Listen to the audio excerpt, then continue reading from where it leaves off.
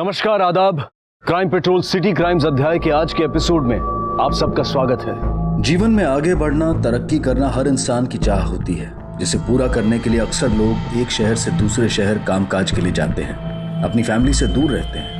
पहले सिर्फ पुरुष ही ऐसा करते थे, लेकिन अब तो महिलाएं भी नौकरी के लिए एक शहर से दूसरे शहर का रुख करती हैं। महिलाएं हों या पुरुष, हम सब की जिंदगी में कभी ना कभी एक ऐसा पल आता है जो गलत होते हुए भी हमें अपनी ओर आकर्षित करता है, जब हम भटक सकते हैं, फिसल सकते हैं और ऐसे पल में जरूरत होती है अपने आप को और ज्यादा संभालने की। अगर उस पल में लड़खड़ा गए या फिसल गए तो ना सिर्फ फिसलने वाले इंसान की बल्कि उसके पूरे परिवार की भी जिंदगी बर्बाद हो सकती है। यहां भी कुछ ऐसा ही हुआ था। ऐसा कुछ भयानक अंजाम जिसने ना सिर्फ एक परिवार या समाज बल्कि पूरे महाराष्ट्र राज्य को झकझोर कर रख दिया था।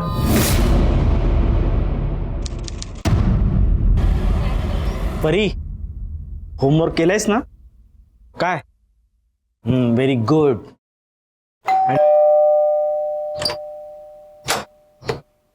जी? एपीआई शिवानी शिर्के।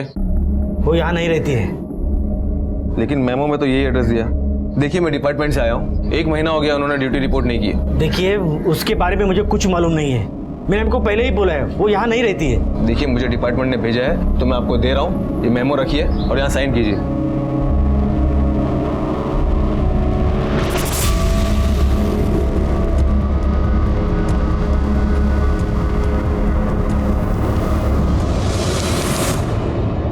ये नंबर आपके फोन में से डिलीट कीजिए मैडम, मुझे कोई लोन वगैरह नहीं चाहिए, ठीक है? हाँ, तर तुम्ही सांगत होता की तुमची बहीण मिसिंग है 2 महीने से। हाँ सर, एक्चुअली ताई का एग्जैक्ट 2 महीने पहले करीबन 4 मार्च को मैसेज आया था।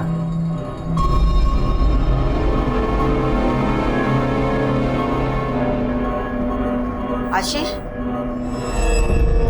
माझं औषधाचं प्रिस्क्रिप्शन आहे, ऑफिसमधून येताना औषधं घेऊन ये। बरं, अगं ऐक ना, ताईचा मैसेज आला है, वो 10 दिन के लिए ऋषिकेश जा रही है मेडिटेशन कैंप के लिए, और 10 दिन उसका फ़ोन भी बंद रहेगा।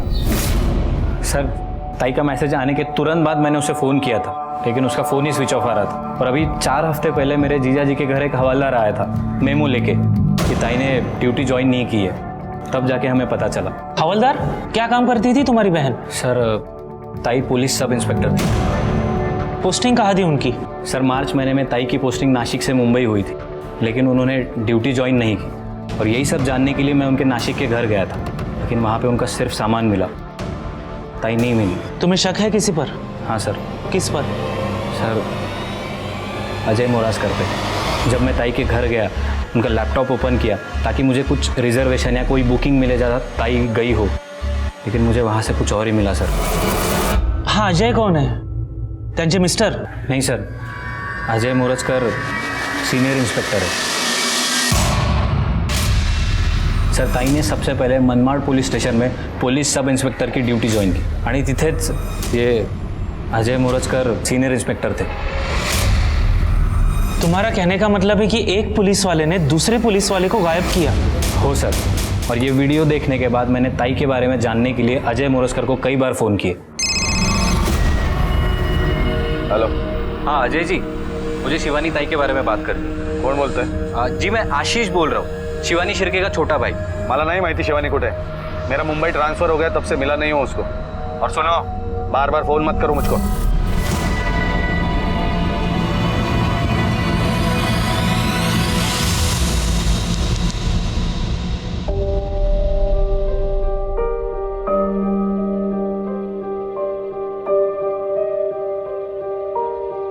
सर कहाँ?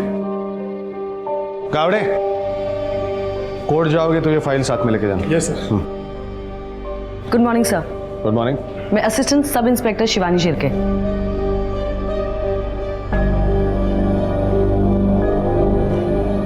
First posting. Yes sir. Good luck. Thank you sir. Sir, जल्दी किसी को भेजना होगा, बस्ती में लफड़ा बढ़ भी सकता है। Shivani, yes sir.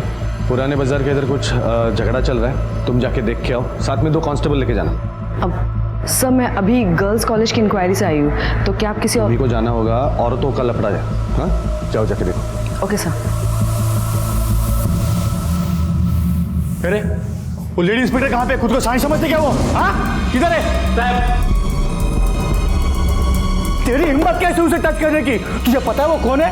मेरी साली है साली, और मैं कौन हूं पता है? चल चल चल उसे बाहर निकल, चल। अबे देखती क्या है? मैं बोला तुझे बाहर निकल उसे। अरे निकल ना।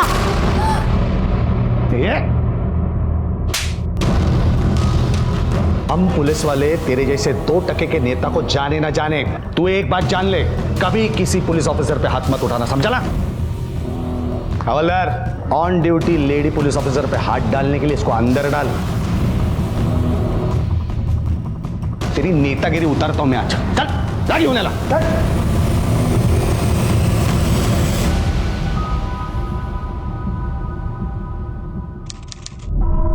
रवि, चीयर्स।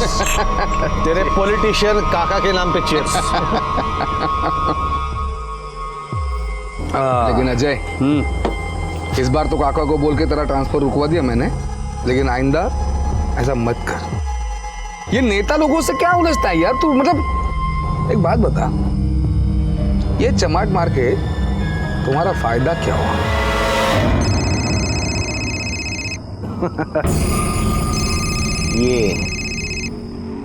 ये फायदा हुआ है। हाँ, फिदा हो गई है मुझ पे। हाँ शिवानी, नहीं नहीं कुछ नहीं, बियर पी रहा हूं, वो भी अकेले। नहीं नहीं, हाँ तुम बोलो। हाँ कल मिलते हैं डिनर पे, तुम्हारे घर। Beer and dinner fix. Bye. यार तू मतलब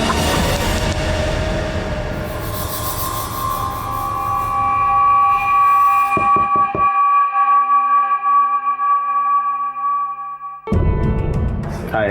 हाय।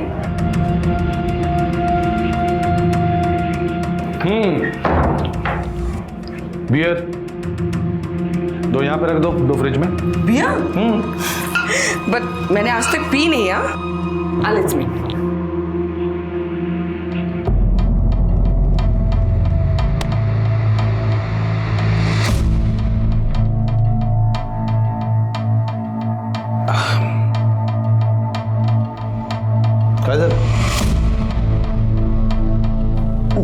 मुझे लगता है कि हमने ठीक नहीं किया। मतलब मेरा पति है, मेरे बच्चे हैं, और तुम्हारी भी तो बीवी और बच्चे हैं। शिवानी,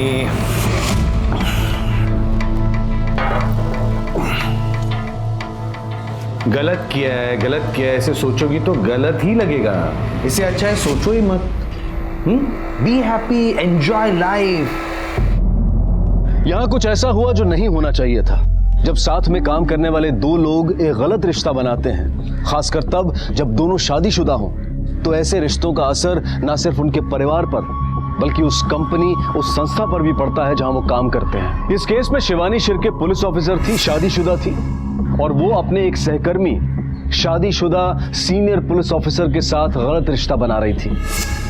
इस केस में जो हुआ वो लगभग 2 सालों तक अखबार की सुर्खियां बना रहा, लेकिन पूरे महाराष्ट्र पुलिस के लिए ये एक दाग की वजह बन गया, जिस दाग को मिटाना बहुत जरूरी था। लेकिन क्या ऐसा हो पाएगा?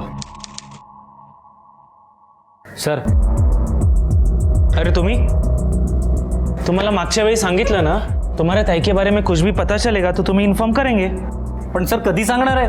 पिछले 4-5 महीने से मैं पुणे मुंबई कर रहा हूँ, लेकिन ताई की कोई खबर नहीं है। तुम्हारी ताई पुलिस में थी ना, तो इतना तो जानते हो कि पुलिस के पास सिर्फ एक केस नहीं होता। पर हम कोशिश कर रहे हैं। ठीक है सर, आप कोशिश ही करते रहिए।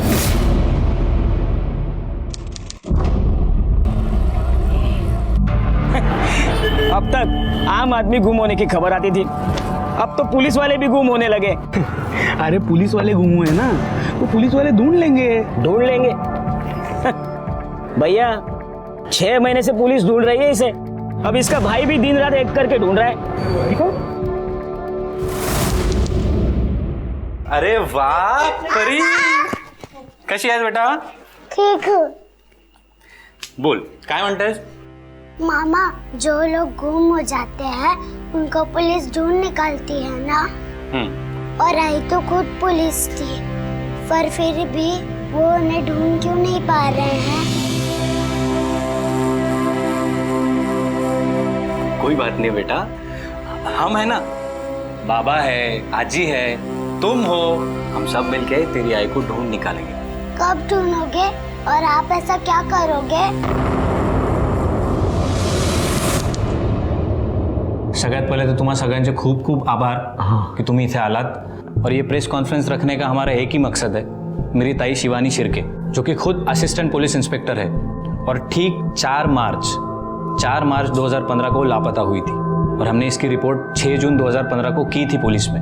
और इस बात को करीबन 8 महीने हो चुके हैं, लेकिन अब तक पुलिस का कोई भी जवाब नहीं आया। इन सारी चीज़ों को लेकर हम सारे वरिष्ठ नेताओं के पास, सारे वरिष्ठ अधिकारियों के पास जा चुके हैं, लेकिन मिला तो सिर्फ और सिर्फ आश्वासन। हाँ, हमने 16 अगस्त 2015 को वकील के कहने पे कोर्ट में पिटीशन फाइल की। कोर्ट ने पुलिस को आदेश दिया कि एक टीम बना के जांच की जाए और 1 महीने में कोर्ट में रिपोर्ट करे। और एग्जैक्टली 1 महीने बाद यानी 18 सितंबर को पुलिस टीम ने अपनी रिपोर्ट दर्ज कराई, लेकिन सुप्रीम कोर्ट ने उसको खारिज कर दिया क्योंकि उन्हें वो सेटिस्फैक्टरी नहीं लगी और आदेश दिए कि नई टीम बनाई जाए। और नई टीम की जिम्मेदारी सीनियर इंस्पेक्टर कीर्ति थॉमस को दी गई।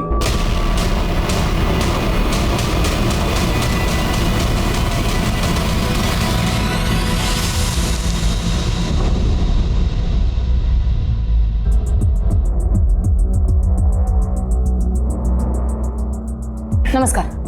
देखिए, बहुत वक्त हो चुका है, सो ऐसा शिवानी शिर्के के बारे में आपको जो भी पता है वो सब मुझे बता दीजिए। अब एक बात। हाँ, चाह गया ना? नहीं, एक चाह मला। Okay ma'am. शादी के 1 साल बाद हमें बच्ची हो गई और फिर शिवानी ने कहा कि मुझे घर बैठना नहीं, कुछ करना है। तो मैंने कहा ठीक है। तो उसके बाद उसने पुलिस का एग्ज़ाम दे दिया और पास हो गई। शिवानी असिस्टेंट सब इंस्पेक्टर बन गई थी। उसकी पहली पोस्टिंग मनमाड़ में हुई थी, घर से दूर, अकेली रहती थी वहाँ वो। हाँ, और वहीं पे उसकी मुलाकात इंस्पेक्टर अजय से हुई थी। वो वहाँ पे सीनियर इंस्पेक्टर थे। मैडम, वो बेकार आदमी था, सीनियर इंस्पेक्टर अजय मोरजकर। उसने ही मेरी वाइफ शिवानी को बहका होगा और प्यार के जाल में फंसा लिया। वो जब भी घर में आती थी ना तो फोन में ही लगी रहती थी।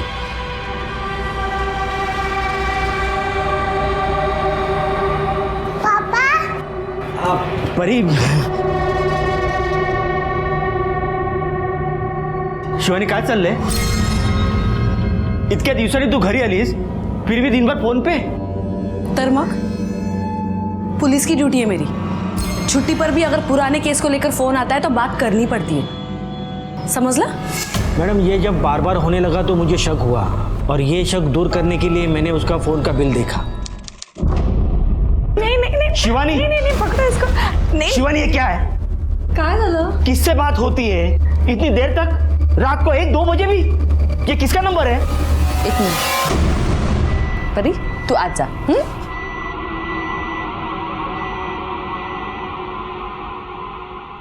किती वेळा सांगितलं तुम्हाला, परी के सामने मुझसे चिल्ला के बात मत किया करो। शिवानी, बात बदलो मत। ये किसका नंबर है? कौन सा नंबर? ये अजय सर का नंबर है, मेरे सीनियर है और काम के सिलसिले में बात होती है हमारी। तुम बेकार में शक मत किया करो। मैडम, उसके बाद शिवानी कह तो रही थी कि बेकार का शक कर रहे हो, पर मुझे लग रहा था कि कुछ तो गलत हो रहा है और सच पता करने के लिए मैं मनमाड़ चला गया।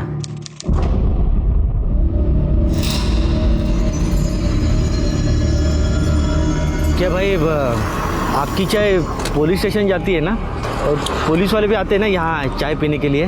देखो साहब, अब चाय को घुमाने से एकदम कड़क चाय बनती है, आप बात को घुमाने से कुछ नहीं बनता।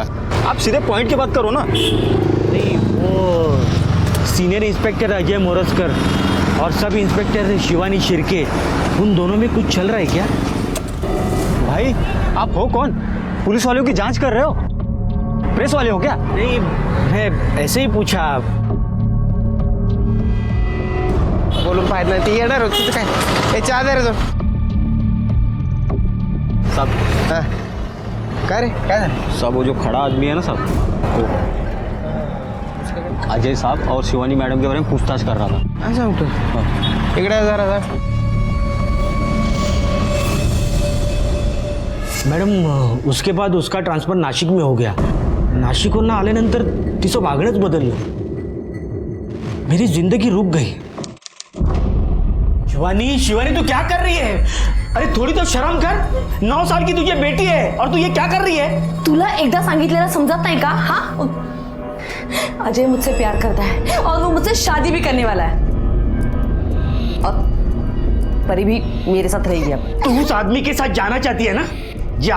तू पुलिस वाली है ना, तो थोड़ा कानून मुझे भी पता है. मैं कोर्ट में बोलूंगा तेरा अफेयर है. और एक बात सुन, किसी भी हाल में तुझे बच्ची नहीं मिल सकती, समझी ना? ताई ऐसे अचानक घर छोड़ के चली गई थी तो अच्छा नहीं लग रहा था हमें, तो इसलिए मी ताईला समजवायला सुद्धा गेलो होतो. पण ताई तू जानती है ना, तू जिस आदमी के लिए इतना बड़ा कदम उठा रही है वो पहले से शादीशुदा है. इतने इतने बच्चे हैं उसके. हाँ, मैं जानती हूँ. उसने मुझसे कुछ नहीं छुपाया. बहुत जल्द वो अपनी बीवी को तलाक देने वाला है. ताई तुला कळत कसं नाही अगं? वो तेरा फायदा उठा रहा है, बेवकूफ बना रहा है तुझे वो. मैं तुझे ऐसे अपनी जिंदगी बर्बाद करते हुए नहीं देख सकता. तू एक काम कर, मला त्याचा नंबर दे प्लीज. काही गरज नाहीये. प्लीज ताई नंबर दे. तुला नंबर नाही मिळणार आहे. एक मिनिट थांब. हेलो, कौन है ये आदमी? वो मेरे भाई आया तो उससे बात कर रही थी. मैं आपको फोन करती हूँ बाद में. मैडम उस अजय ने मेरी ताई को पूरी तरह जाल में फंसा लिया था. उसे कुछ नहीं दिखाई दे रहा था. उसको खुद समझ नहीं आ रहा था कि वो इंसान उसको बर्बाद कर देगा. अरे अरे, अभी आपने ही बोला आपकी ताई अपनी मर्जी से उनका घर छोड़कर चली गई थी, बरोबर? तो उसके लिए आप सीनियर इंस्पेक्टर अजय को दोषी नहीं ठहरा सकते. मैडम 6 महीने से ज्यादा हो गए थे शिवानी को घर छोड़ के, और अजय ने उसके साथ शादी भी नहीं की थी. और मैं अपने बेटी के लिए सब भुलाकर उसको अपनाने के लिए भी तैयार था. और अजय से बात करने के लिए मनमाड़ पुलिस स्टेशन चला गया.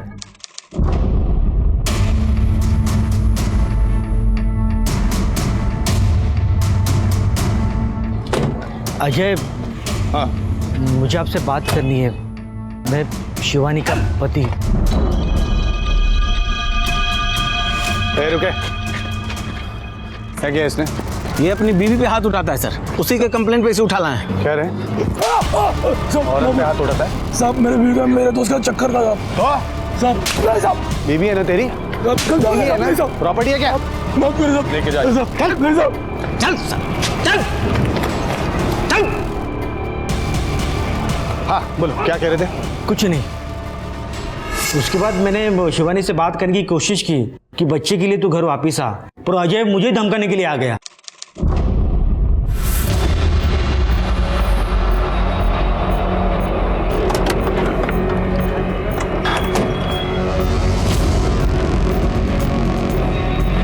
शाणे, डर मत. तू लायक नहीं है शिवानी के, इसीलिए खुश नहीं है तेरे साथ. क्यों बच्ची को बीच में लाके उसको टेंशन दे रहा है रे? बच्ची चाहिए ना तुझको, तू रख बच्ची. शिवानी मेरे पास रहेगी, समझ गया ना? नहीं तो तुझे गायब करने के लिए मुझे टाइम नहीं लगेगा. तेरी लाश भी नहीं मिलेगी. उन्होंने आपको धमकी दी और आपने पुलिस में रिपोर्ट नहीं लिखवाई? मैडम मैं डर गया था. अच्छा, आपने बोला आपकी दीदी ने आपको टेक्स्ट किया था, तो लास्ट मैसेज है आपके पास? हाँ मैम, ये देखिए मैम, ताई का 6 मार्च 2015 को लास्ट मैसेज आया था. और मैम ये पेनड्राइव में एक वीडियो है ताई का, और इसमें जो घर है ना मैम, वो ताई का ही घर है, नासिक का. तब वहाँ ही पोस्टिंग थी उनकी. ये तो स्पाई कैमरा का फुटेज लग रहा है. एनी आइडिया शिवानी ने घर पर कैमरा क्यों लगाया? नहीं मैम, इस बारे में कुछ बात नहीं हुई हमारी कभी, लेकिन मैम उसमें साफ साफ नजर आ रहा है कि वो ताई के साथ मारपीट कर रहा है. आपका बयान सुनकर और ये फुटेज देखने के बाद तो ऐसे ही लगता है कि शिवानी के गायब होने में अजय का हाथ है. हो सकता है कि आपसे, आपकी बेटी से दूर रखने के लिए अजय ने उसे कहीं छुपाया होगा. या परत लाना फुटेज. शिवानी के घर वालों ने आपके खिलाफ बयान दिया है. ये वीडियो फुटेज भी उन्होंने ही मुझे दी. उनका कहना है कि आपने शिवानी को कहीं छुपा के रखा है. आपको लगता है मेरे जैसा सीनियर पुलिस इंस्पेक्टर ऐसा क्राइम करेगा? लेकिन आपका शिवानी के साथ अफेयर तो था ना? हाँ हाँ था. मैं ना नहीं बोल रहा हूँ. और वो भी पोस्टिंग के कारण। वो भी घर से दूर, मैं भी घर से दूर, हो जाता है, लेकिन उसके गायब होने का मुझसे कोई कनेक्शन नहीं है। लेकिन आपने शिवानी के पति को धमकी दी थी गायब करने की, दी थी ना? हाँ दी थी, क्योंकि शिवानी के साथ मारपीट करता था। शिवानी बिल्कुल खुश नहीं थी उसके साथ। सर लेकिन मारपीट करते हुए तो आप नजर आ रहे हैं इस वीडियो में। क्या मैडम, छोटी मोटी धक्का मुक्की को आप मारपीट का नाम दे रही हैं? देखिए देखिए देखिए, जब दो लोग रिश्ते में होते हैं ना तो ऐसी छोटी मोटी बात हो जाती है। एक एपीआई 10 महीने से गायब है और आप एक सीनियर पीआई इस केस में प्राइम सस्पेक्ट है। ये कोई छोटी मोटी बात नहीं है ना। देखिए मैडम, आप शिवानी के फैमिली वालों की बातों में मत आइए। पूरी तरह से बेबुनियाद आरोप लगाए मुझ पर। And I kindly request you, आप जल्दी से जल्दी ये केस क्लोज कर दीजिए। आप भी सोचिए ना, बाहर कितनी बदनामी हो रही है ना पुलिस की। केस सॉल्व हो जाएगा तो बदनामी भी अपने आप दूर हो जाएगी। But I kindly request you, please cooperate. Of course I will. Anything else? आप जा सकते हैं। Thank you.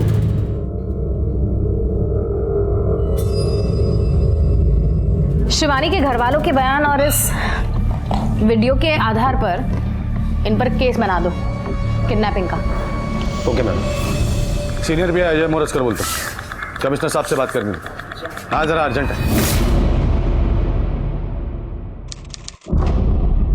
मैं आप सबसे माफ़ी चाहता हूँ, मैं आपको एक बार और तकलीफ दे रहा हूँ, लेकिन अब तक मेरी ताई शिवानी शिर्के लापता है। और आप सब लोगों को याद होगा कि ठीक 1 साल पहले जब कीर्ति थॉमस को अपॉइंट किया गया था, तब हम सबको लगा था कि अब शायद कुछ अच्छा होगा, कुछ इम्प्रूवमेंट होगी। उम्मीद की एक किरण जाग उठी थी और ऐसा होने भी लगा था। इनफैक्ट कीर्ति मैम ने सीनियर इंस्पेक्टर अजय मोरजकर और केस सुद्धा केला होता किडनैपिंग का, लेकिन चार्जशीट बनाने के बाद कीर्ति मैम का ट्रांसफ़र हो गया और जितनी कुछ उम्मीद की किरण थी वो सारी की सारी ख़त्म हो गई। अब 18 महीने से ज़्यादा हो गया, मेरी पत्नी शिवानी के बारे में कोई भी सुराग नहीं मिला। इसीलिए हमने एक फैसला लिया है कि हम लोग आज एक वीडियो शेयर करेंगे। इस वीडियो की एक कॉपी आप सबको दी जाएगी और इस वीडियो को देख के आपको पता चल जाएगा कि सीनियर इंस्पेक्टर अजय का मेरी ताई के किडनैपिंग में कितना बड़ा हाथ है। आंखों देखी बात को झुटलाना आसान नहीं होता है, और यही हुआ जब अजय मोरजकर का शिवानी शिर्के के साथ मारपीट वाला वीडियो मीडिया के जरिए लोगों के सामने आ गया। इस वीडियो ने पूरे पुलिस डिपार्टमेंट को भी हिलाकर रख दिया। सरकारी अफसर हो, नेता हो या फिर आम जनता, हर कोई शिवानी शिर्के केस का हल चाहता था। पुलिस पर चौतरफा दबाव बना हुआ था कि किसी भी तरह से शिवानी की तलाश की जाए, लेकिन assistant police inspector Shivani Shirke को मिसिंग हुए 18 महीने बीत चुके थे। शिवानी जिंदा भी थी या नहीं, जिंदा होने की संभावनाएं कम थी, क्योंकि इतने लंबे समय तक किसी को छुपाकर रखना आसान नहीं होता, और खासकर तब जब पुलिस ने उस शख्स की तलाश में एक मुहिम छेड़ती हो। आखिरकार चारों तरफ से पड़ रहे दबाव और शिवानी के परिवार वालों की मांग पर सीनियर पुलिस इंस्पेक्टर कीर्ति थॉमस को दोबारा इस केस का इन्वेस्टिगेटिंग ऑफिसर बनाया गया। 4 जुलाई 2013 में शिवानी की पोस्टिंग हुई Manmad as sub inspector. Inspector Ajay already वहाँ पर ड्यूटी पे थे। फिर 4 अक्टूबर 2014 को Shivani was transfer to Nashik, लेकिन अजय अभी भी मनमाड़ में ही था। इस बीच शिवानी के पति को अजय और शिवानी के रिश्ते पर शक हुआ था। फिर 2015 जनवरी में अजय ने अपनी ट्रांसफर मुंबई करा ली, लेकिन शिवानी अभी भी नासिक में ही थी। देन मार्च 2015 में शिवानी की ट्रांसफर भी मुंबई हुई। शिवानी की ट्रांसफर तो हुई, लेकिन शिवानी ने ड्यूटी नहीं ज्वाइन की। मिंडे, अब तक की इन्वेस्टिगेशंस में ये तो साफ पता चलता है कि शक तो इंस्पेक्टर अजय पर है, अपने पास बयान है, ये वीडियो क्लिप है, लेकिन कोई ठोस सबूत नहीं है। ये क्लिप ही देखो ना, जिस तरह से शिवानी कैमरा में देख रही है उससे साफ पता चलता है कि ये कैमरा शिवानी ने प्लान किया है। लेकिन शिवानी ने अपने ही नासिक के घर में कैमरा क्यों लगाया था? जब शिवानी नासिक शिफ्ट हुई तो ऑलरेडी अपने पति से अलग रह रही थी, लेकिन उसकी इंस्पेक्टर अजय से शादी नहीं हुई थी। इंस्पेक्टर अजय भी अपनी बीवी के साथ रह रहे थे, ना ही उनका डिवोर्स हुआ था, ना ही डिवोर्स फाइल किया था।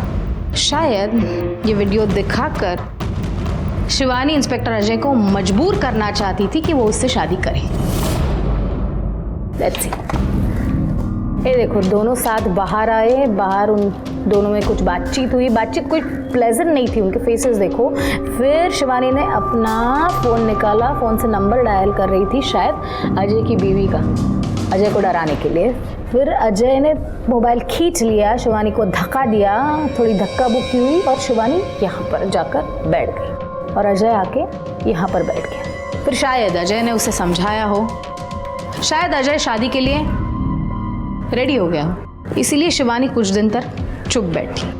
या फिर ऐसा भी हो कि शिवानी शिर्के के मिसिंग केस में इंस्पेक्टर अजय का हाथ ही ना हो, कोई और ही इन्वॉल्व हो। लेकिन मैडम किसी तीसरे आदमी का शिवानी को गायब करने के पीछे क्या मोटिव हो सकता है? अजय और शिवानी का रिश्ता, जिसे अजय और शिवानी का ये गलत रिश्ता मंजूर ना हो, शायद उसने शिवानी को गायब किया हो, गायब करके उसका खून किया हो। और मिंडा एक काम करो, शिवानी के पति के और भाई के पूरे डिटेल्स मुझे चाहिए। और 5 मार्च 2015 से 15 मार्च 2015 तक शिवानी के सारे details I want. Phone details, bank details, travelling details, I want everything. वो मुंबई आई कि नहीं ये पता करना बहुत ज़रूरी है। मैडम, हमने assistant police inspector Shivani Shirke के भाई और पति के पड़ोसियों से भी पूछताछ की। हमने उनके कॉल रिकॉर्ड्स भी चेक किए, लेकिन उनमें से किसी का भी शिवानी के गायब होने में कोई इन्वॉल्वमेंट नहीं है। शिवानी मुंबई से बाहर गई थी या नहीं, चेक किया? हाँ मैडम, 4 मार्च से 15 मार्च 2015 तक मुंबई से नॉर्थ इंडिया की तरफ जाने वाली हर फ्लाइट, हर ट्रेन, बस, सबकी बुकिंग हमने चेक की, लेकिन शिवानी के नाम से कोई भी बुकिंग नहीं थी। इट मीन्स शिवानी मुंबई से बाहर गई ही नहीं थी। उसके फोन डिटेल्स? शिवानी के कॉल डिटेल के हिसाब से शिवानी ने अपने मोबाइल से आखिरी कॉल 4 मार्च को इंस्पेक्टर अजय को किया था, वो भी शाम को 7 बजे। उसके बाद शिवानी का फोन बंद हो गया। फिर ठीक 6 मार्च को उसका फोन ऑन हुआ और उसके फोन से अपने भाई को उसने एक SMS भेजा। उसके बाद फिर से उसका फोन बंद हुआ। इस टाइम भी शिवानी की मोबाइल की आखिरी लोकेशन मलाड़ी थी। जनवरी 2015 टू अप्रैल 2015 तक इंस्पेक्टर अजय के सारे फोन रिकॉर्ड्स चेक करो, पता करो कौन कौन खास है उसका। एक लेडी पुलिस ऑफिसर का गायब होना और इस तरह से गायब होना कि 2 साल तक उसका कुछ अता पता ना चले, इट्स नॉट इजी। अगर इंस्पेक्टर अजय का इसमें कुछ हाथ है तो कोई ना कोई उसके साथ जुड़ा होगा। जी मैडम। और एक बात, मार्च 2015 में अगर अजय के पास कोई ड्राइवर होगा तो वो कहाँ है, क्या करता है, पता करो और उसे बुला लो इन्वेस्टिगेशन के लिए। जी मैडम। मैडम, क्या हम पिछले 2 साल में आसपास के एरिया में जितनी भी 30 से 40 साल की उम्र की महिलाओं की लावारिस लाशें मिली है, उनके बारे में डिटेल पता करें? ऑफ कोर्स करो। मुझे भी ऐसे ही लगता है, अगर आज तक शिवानी का कुछ अता पता नहीं तो शायद उसका कत्ल कर दिया गया। अजय ने शिवानी के पति को धमकी दी थी गायब करने की, उसके बाद वो चुप बैठा। त्यानंतर अजय आणि शिवानी से काहीतरी भांडण झालं असेल, अजय ने कुछ समझाने की कोशिश की होगी, शिवानी नहीं मानी होगी और गुस्से में आकर अजय ने शायद उसे, हो सकता है। मैडम, हमने सीनियर इंस्पेक्टर अजय मोराजकर के ड्राइवर को उठा लिया है। देख ऑलरेडी 2 साल हो चुके हैं शिवानी शिर्के को गायब होके, तो ज्यादा वक्त नहीं है हमारे पास। जो भी पूछेंगे उसका सही और इमीडिएटली जवाब देना। हाँ, अजय मोरस्कर के साथ कितने सालों से काम कर रहे हो? 8 साल। थोड़ा ऊंचा बोल, सुनाई नहीं देता। 8 साल। 8 साल से। शिवानी मैम को जानते हो? वो मैडम साहब के साथ थे पहले, मनमाड़ में थे दोनों साथ। अच्छा, तो आपके साहब का और मैडम का कैसे रिश्ता था? क्या? मैडम का और सर का कैसा रिश्ता था? मैडम, मैं तो ड्राइवर हो, इसीलिए सब पता होना चाहिए। हाँ, कैसे रिश्ता था? 4 मार्च 2015 को तुम्हारे सर और शिवानी मैडम एक दूसरे से मिली थे, क्या उनमें झगड़ा हुआ? मैडम, मिले थे या नहीं मिले अभी याद, बहुत दिन हो गए ना अभी। हाँ, ये अच्छा है ना, बहुत दिन हो गया, मैं भूल गया। तो सही क्या है गलत क्या है मैडम पता करने की कोई ज़रूरत नहीं। मैडम, मैं झूठ काय को बोलूँगा, जो है वो आपके सामने बोला ना, मुझे याद नहीं है। अच्छा, याददाश्त कमज़ोर हो गई है तो हमारे तरीके से याददाश्त वापस ला दूँ, फिर तू भी जाएगा उसके साथ अंदर, चलेगा? मैडम, पिछले 2 सालों में आसपास के एरिया में 27 महिलाओं की बॉडी मिली थी। लगभग उनमें से 9 लाशें पहचानने भी मुश्किल थी। 2 महीने तक कोई क्लेम के लिए नहीं आया, इसलिए उनका अंतिम संस्कार कर दिया। मतलब उसमें से 1 लाश शिवानी की हो भी तो वो पहचानना मुश्किल है। मैडम, 2015 की सीनियर इंस्पेक्टर अजय के कॉल रिकॉर्ड्स आ गए। मैंने चेक किया मैडम, शिवानी के अलावा 2 नंबर ऐसे हैं जिनके साथ सीनियर इंस्पेक्टर अजय की काफी बातें हुआ करती थी, वो भी लंबे समय तक। कौन है? मैडम एक तो है दिनेश कुलकर्णी जिसका नासिक में होटल है, और दूसरा रवि पवार है। उन दोनों को इन्वेस्टिगेशन के लिए बुला लो। क्या हुआ? मैडम ये रवि पवार जो है वो एक पॉलिटिशियन का बहुत करीबी है, बिना सबूत के उसके ऊपर हाथ डालना थोड़ा। हाँ लेकिन एक बात है मैडम, शिवानी शिर्के का 6 मार्च को आखिरी बार जब फोन ऑन हुआ था तो उसके मोबाइल की लोकेशन मलाड थी, और उसी रात सीनियर इंस्पेक्टर अजय, दिनेश कुलकर्णी और ये रवि पवार, इन तीनों की मोबाइल की लोकेशन उत्तन की खाड़ी की दिखाई दे रही है। लगभग 45 मिनट तक वो लोग वहां थे। रवि पवार की मोबाइल की लोकेशन तो बाद में चेंज हुई, लेकिन रात को 1 बजे से सुबह 4 बजे तक सीनियर इंस्पेक्टर अजय और दिनेश कुलकर्णी, इन दोनों की मोबाइल लोकेशन उत्तन की खाड़ी की ही थी।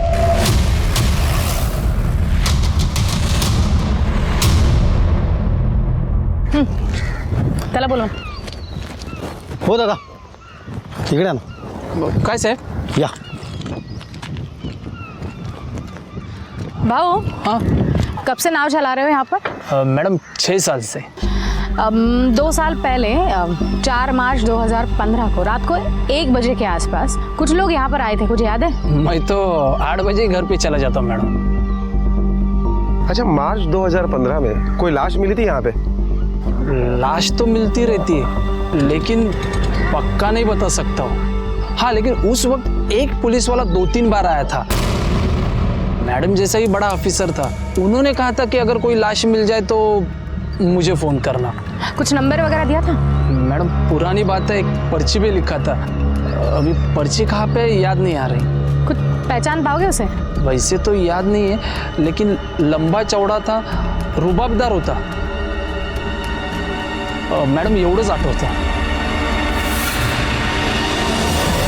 4 मार्च को शिवानी और अजय की एक दूसरे से बात हुई थी। उनके फोन रिकॉर्ड से ये डेफिनेटली पता चलता है, और उस दिन वो मिले भी थे। उसके बाद शिवानी का फोन बंद हो गया। 6 मार्च को वो फोन ऑन हुआ और उससे शिवानी के भाई को एक मैसेज भेजा गया कि मैं हरिद्वार मेडिटेशन के लिए जा रही थी। उसके बाद उसका फोन बंद हुआ, जो आज तक चालू ही नहीं हुआ। 6 तारीख रात से 7 तारीख सुबह तक सीनियर इंस्पेक्टर अजय और उसका वो दोस्त कुलकर्णी वो उत्तन बीच पर ही थे। और मैडम सीनियर इंस्पेक्टर अजय के कॉल रिकॉर्ड के हिसाब से 8 और 9 तारीख को हुई उनके मोबाइल का लोकेशन उत्तन बीच का ही दिखाई दे रहा है। सीनियर इंस्पेक्टर अजय यहाँ आए थे, उन्होंने उस बोट वाले से पूछताछ की लाश के बारे में। इसका मतलब शिवानी मर चुकी है और इंस्पेक्टर अजय का शायद उसके खून में इन्वॉल्वमेंट है। अजय ने उसको मारा और उसकी लाश को समुद्र में फेंक दिया।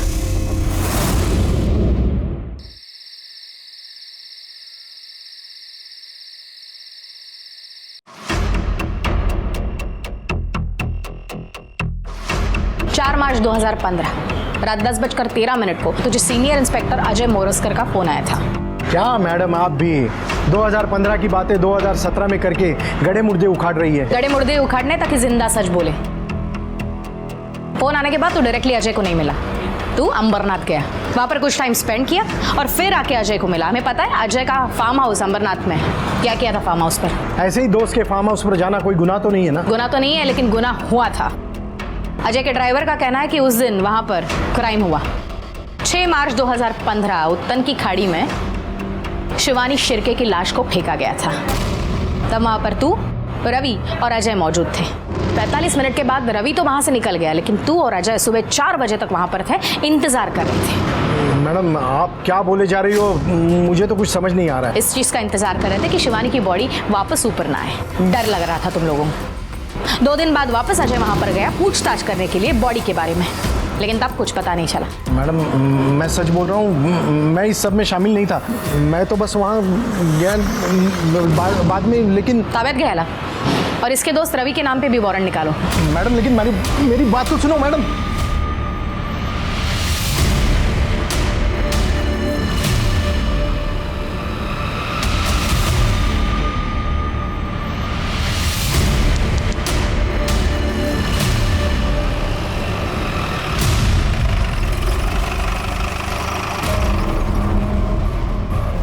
रुक काय चाललंय काय? आत कशाला तुम्ही? आपको पता है मैं कौन हूं? एक फोन करूंगा ना, सबकी वर्दी उतार दूंगा मैं। चलो निकलो बाहर, चलो। देखते हैं अब तेरी मदद कौन करता है। ये लाल, छोड़ूंगा नहीं मैं। हमारे पास सारे सबूत हैं कि तुमने इंस्पेक्टर अजय को मदद की थी ऑफिसर शिवानी का खून करने में। तुमने, इंस्पेक्टर अजय ने, अजय के ड्राइवर ने और तुम्हारे दोस्त कुलकर्णी ने, चारों ने मिलकर शिवानी की लाश को ठिकाने लगाया। अभी तुम्हारे दोस्त कुलकर्णी ने और अजय के ड्राइवर ने ये बात कबूल कर ली। देखिए मैम, आप मुझे उलझाने की कोशिश मत करना। तुम्हारी सब तरकीबें जानता हूं मैं वही कहूंगा, मैंने कुछ नहीं किया, कुछ नहीं किया। शिवानी को गायब हुए ऑलरेडी 2 साल हो चुके हैं। अब ज्यादा वक्त बर्बाद नहीं करना चाहती। जो भी है मुझे सच सच बता दो। क्या है, तो यहाँ तुम्हारी मदद कोई नहीं करेगा, तुम तो जानते हो।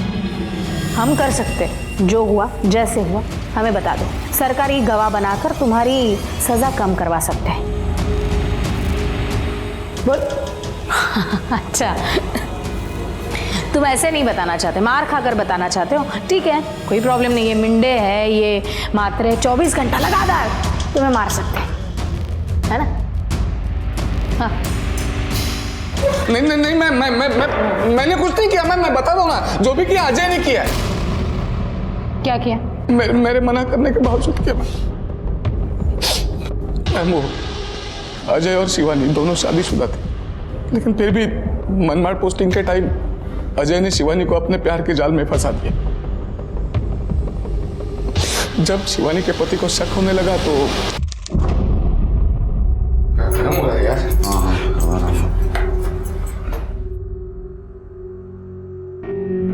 शिवानी प्लीज। शिवानी क्या हुआ? अजय, हमें ये सब रोक देना चाहिए। क्यों? डिपार्टमेंट में सब लोग हमारे बारे में बातें करने लगे और उधर मेरे पति को भी शक हो गया। एक काम करते हैं, मैं तेरा ट्रांसफर करवा देता हूं नासिक। रवि, पॉसिबल है ना? हाँ हो जाएगा ना, मैं बात करता हूँ, हो जाएगा, टेंशन मत लो। बस झंझट ही खत्म। फिर अजय ने शिवानी की ट्रांसफर नासिक में करवा दी, लेकिन इससे उसके पति का शक कम नहीं हुआ बल्कि बढ़ता गया और उन दोनों में झगड़े शुरू हो गए। तो एक काम कर, तू सब कुछ अपने पति को बता दे, हम लोग शादी कर लेते हैं। क्या? लेकिन उसके लिए तो डिवोर्स लेना पड़ेगा ना? हाँ तो ले लेना डिवोर्स। मैं भी अपनी पत्नी से डिवोर्स ले लेता हूँ, झंझट ही खत्म कर देते। मैडम, शिवानी अजय के लिए अपना सब कुछ छोड़कर आ गई और जब अजय ने उसे टालना शुरू किया तो शादी के लिए पीछे पड़ गई। अरे यार अजय, तुम शिवानी, तेरे मैं क्या बोलता हूँ, थोड़ा शांति से बात कर लेते हैं ना। शांति से? क्या शांति से रवि भाऊ? मैंने इनके लिए अपना घर परिवार सब कुछ छोड़ दिया और ये पिछले 3 महीने से हमारी शादी की बात टाल रहे हैं और अब तो कह रहे कि शादी ही नहीं करेंगे। तो क्या मुझे ऐसे ही रखेंगे? हाँ? तेरे से प्यार करता हूँ इतना काफी नहीं है क्या? नहीं है काफी। और तुम ना मुझसे दूर जाने की कोशिश मत करो। मैं बता रही हूँ तुम्हें, मैं जानती हूँ कि तुमने मुंबई ट्रांसफर क्यों लिया है, इसलिए ना ताकि मैं तुम्हारा पीछा ना कर सकूं। हाँ, लेकिन मेरी एक बात कान खोल के सुन लो, मैं तुम्हारा पीछा कभी नहीं छोड़ूंगी, कभी नहीं। तो शिवानी ने अजय का पीछा ही नहीं छोड़ा, उसने भी मुंबई ट्रांसफर ले ली। जी, और फिर 4 मार्च को अजय का फोन आया मुझे।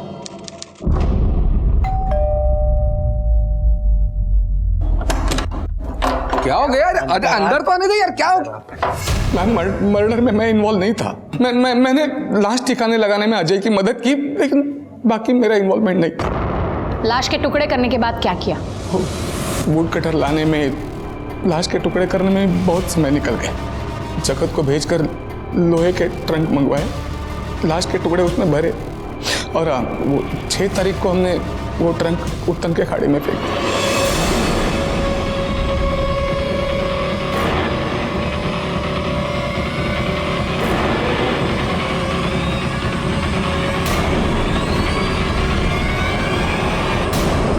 2 साल बाद समंदर की गहराई में assistant police inspector Shivani Shirke की बॉडी को ढूंढना कोई आसान काम नहीं था, लेकिन पुलिस शिवानी को इंसाफ दिलाना चाहती थी और इसके लिए उन्होंने इंडियन नेवी और एक प्राइवेट शिपिंग कंपनी की मदद भी ली। ऐसा माना जा रहा था कि उनके आधुनिक उपकरणों की मदद से समंदर की गहराई में लाश के हिस्सों को तलाशा जा सकेगा और इस तलाश का 1 दिन का खर्चा लगभग 1.5 से 2 लाख रुपए तक था। लेकिन हफ्तों के तलाश अभियान के बावजूद कोई सफलता हाथ नहीं लगी, पर इंस्पेक्टर थॉमस हार मानने वाली नहीं थी। उन्होंने अपनी इन्वेस्टिगेशन को और भी तेज कर दिया था। शिवानी का कत्ल हुआ 4 तारीख को। उसकी बॉडी के छोटे छोटे टुकड़े किए गए, ऐसी ट्रंक में रखने लायक। इट मीन्स 2 दिन उसकी बॉडी को घर में रखा गया था। डेफिनेटली खुले में तो नहीं रखा होगा, नहीं तो बदबू आती। तो ऐसी किसी जगह पे संभाल के रखा गया था। फ्रिज में।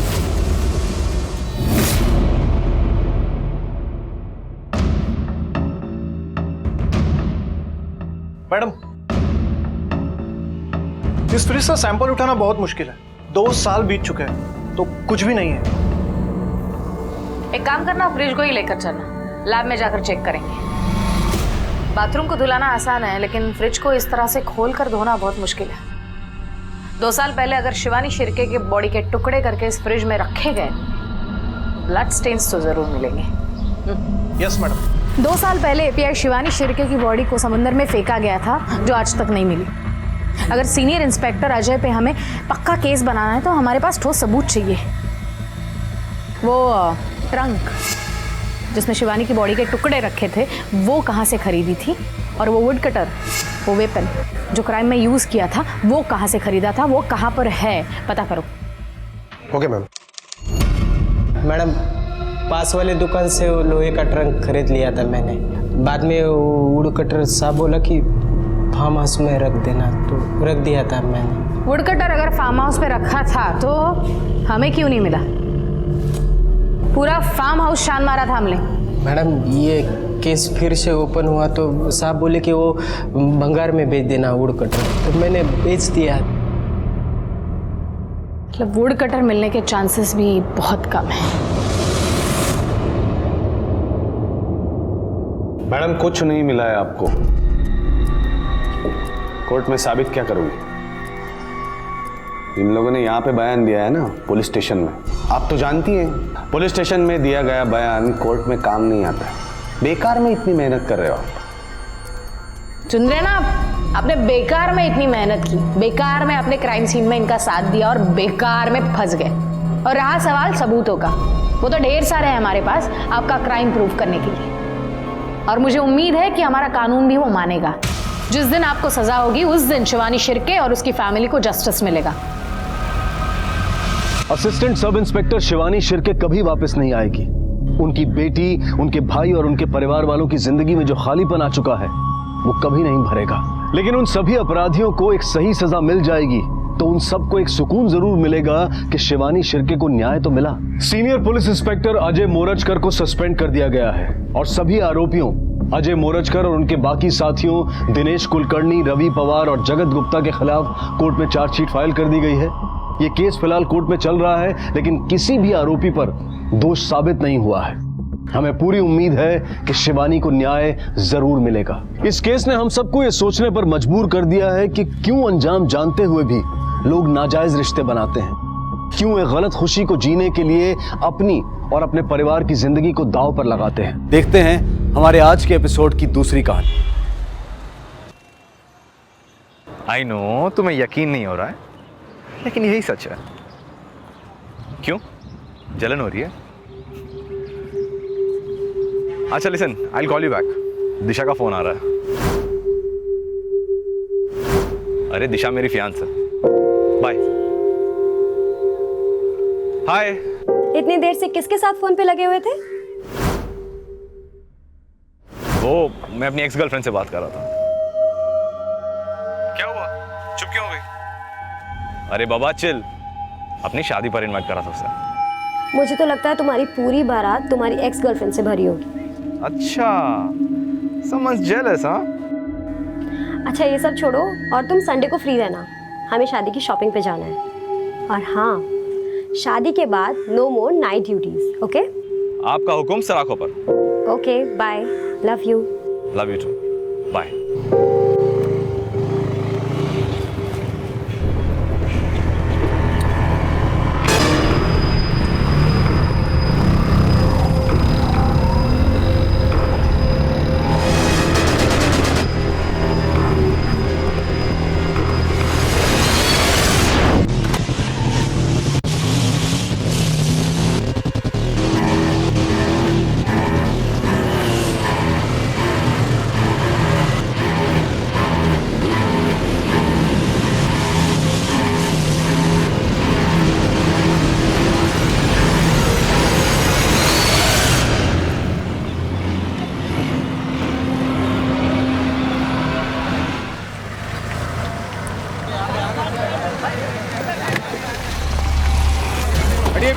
हटिए आप लोग प्लीज, हटिए हटिए हटिए, उठाओ। सर ड्राइविंग लाइसेंस पे नाम रमन सिन्हा लिखा है। सुनीता, इस एड्रेस पे जाओ और इसकी फैमिली को इन्फॉर्म करो। सर हटो हटो। आप में से किसी ने देखा कि इस पे गोली किसने चलाई? सर मेरी गाड़ी रिवर्स हो रही थी, दो लड़के इसे चेज करते हुए आए, इन्होंने इस लड़के को धक्के मारा और गोली चला दी। दोनों ने हेलमेट पहन रखी थी और उसकी बाइक लेके भी भाग गए। किस डायरेक्शन में गए थे? इस डायरेक्शन में। अब यस सर, आगे जो चेक पोस्ट है उन्हें इस बाइक के बारे में इन्फॉर्म करो। Okay sir. विनय सर, इस रोड के दोनों एंड्स पे देखो कहीं सीसीटीवी कैमरा है क्या, शायद वो शूटर्स कहीं कैप्चर हुए हैं। सर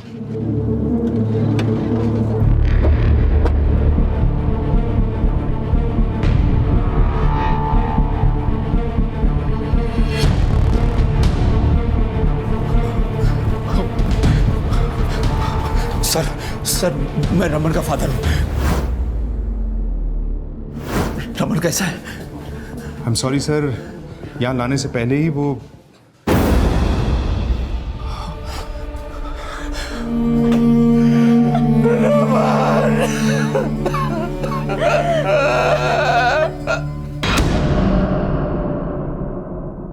सर क्राइम सीन के आसपास हमें कोई सीसीटीवी नहीं मिला, लेकिन रमन की बाइक का नंबर हमें पता चला।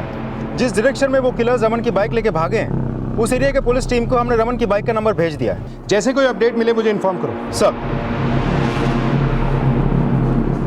सिन्हा जी, मैं समझ सकता हूँ इस वक्त आप बहुत बुरे समय से गुजर रहे हैं, लेकिन इससे पहले कि आपके बेटे के कातिल अंडरग्राउंड हो जाएं, मेरा आपसे बात करना बहुत ज़रूरी है। क्या आपको किसी पे शक है जिसने आपके बेटे का कत्ल करवाया या किया? उसका कोई दोस्त या कोई दुश्मन? सर मेरे बेटे की किसी से क्या दुश्मनी हो सकती थी? वो तो बहुत ही खुशमिजाज नेचर का लड़का था। मेरी बीवी के गुजर जाने के बाद मेरा एकमात्र सहारा वही था। अगले महीने उसकी शादी होने वाली थी सर, दिशा से। बहुत खुश था सर वो। जिस किसी ने भी उसके साथ ये किया है उसको छोड़िएगा मत सर, उसे फांसी होनी चाहिए, फांसी। जी हम पता लगाते हैं कि रमन का मर्डर किसने किया है, लेकिन क्या आप हमें बता सकते हैं कि रमन आज सुबह कहाँ के लिए निकला था? सर वो ब्लू सीजन्स होटल में लॉबी मैनेजर था। कल रात उसकी नाइट ड्यूटी थी। मुझे लगा रोज की तरह काम खत्म करके घर लौट आएगा, लेकिन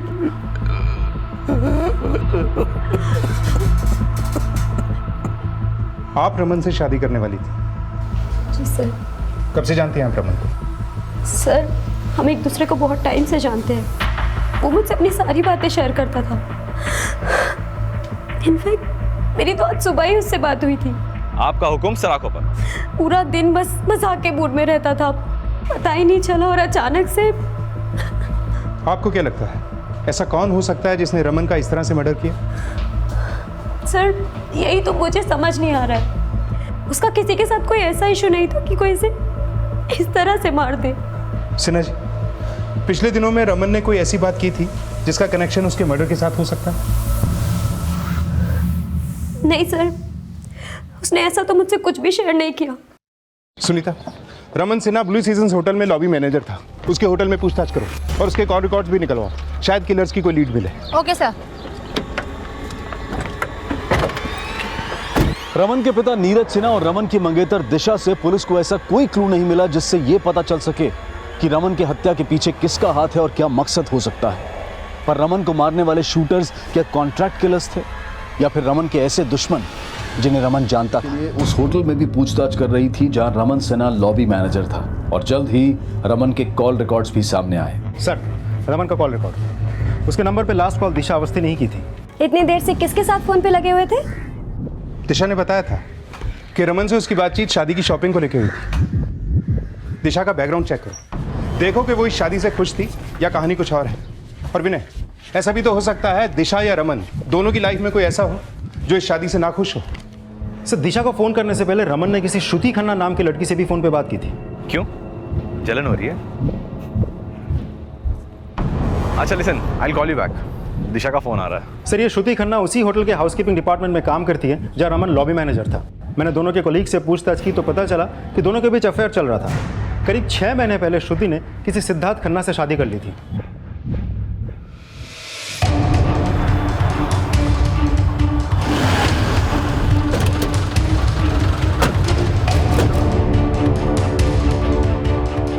श्रुति खन्ना यहीं काम करती सर? यस सर, मैं ही श्रुति हूँ। रमन के मर्डर से पहले आपकी उससे फोन पे बात हुई थी? हाँ सर, वो मुझे शादी के लिए इनवाइट कर रहा था। रमन तो आपके साथ यहीं काम करता था, फिर वो आपको फोन पे इनवाइट क्यों कर रहा था? वो मुझे शादी में आने के लिए कन्विंस कर रहा था। क्यों?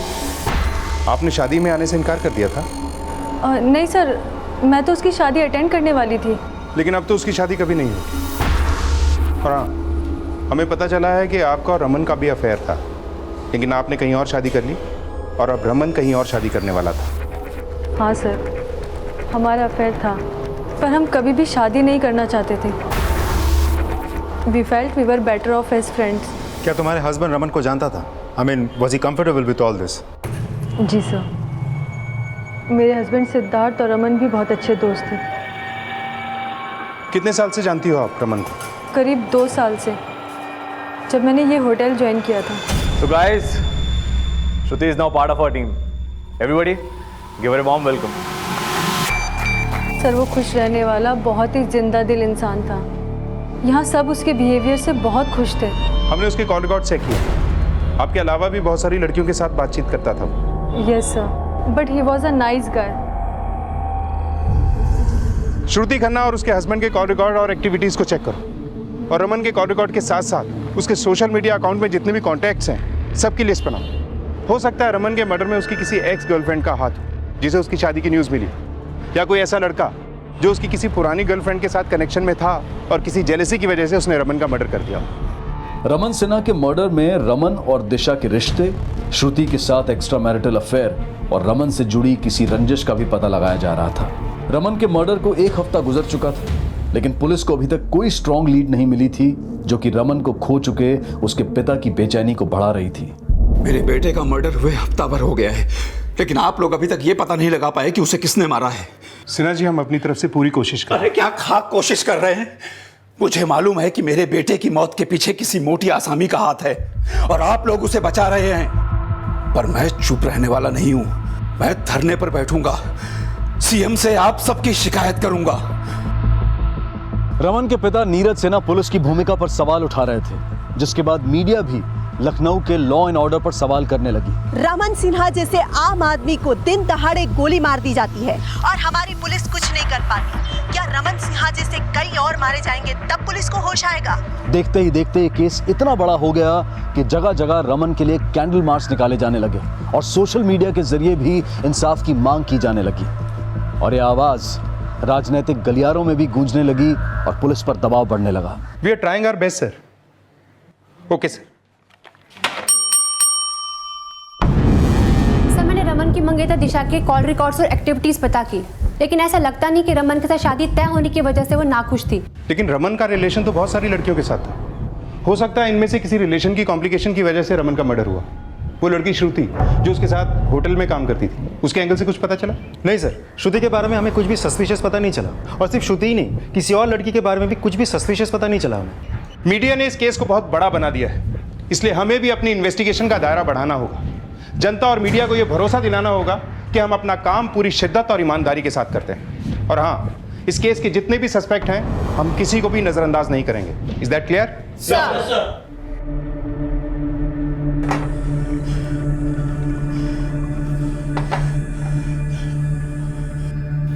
ठीक है पापा, शादी भी कर लो, लेकिन शादी के बाद क्या आप अपनी बहू के सामने ड्रिंक करेंगे? नहीं ना? तो इसीलिए आज से ये दारू शारू बंद। प्रॉमिस? प्रॉमिस।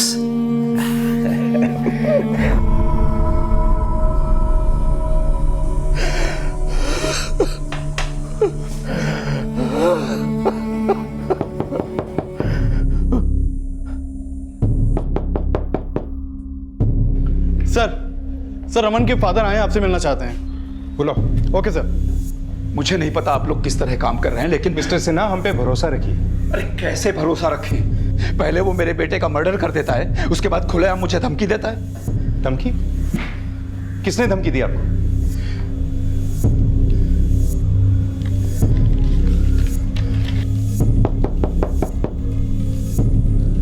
मैंने दरवाजा खोला तो वहां पर कोई नहीं था। ये लेटर पड़ा हुआ मिला। नीरज सिन्हा, अपने बेटे का मर्डर केस वापस ले ले, वरना तेरा भी वही हश्र होगा जैसा तेरे बेटे का हुआ। इस पे तो कोई एड्रेस या पोस्ट ऑफिस की स्टैम्प भी नहीं है। जी, मैं जानना चाहता हूं कि कौन है जिसने मेरे बेटे का मर्डर किया और अब मुझे धमकी दे रहा है। सिन्हा जी, हम पे भरोसा रखिए, ये जो कोई भी है इस बार हमारे हाथ से बच नहीं पाएगा। इस लेटर पे जो हैंडराइटिंग है ये हमें उस आदमी का लीड दे सकती है। श्रुति का हस्बैंड, दिशा और रमन के सारे दोस्त, सबकी हैंडराइटिंग को इस लेटर की हैंडराइटिंग से टैली करो।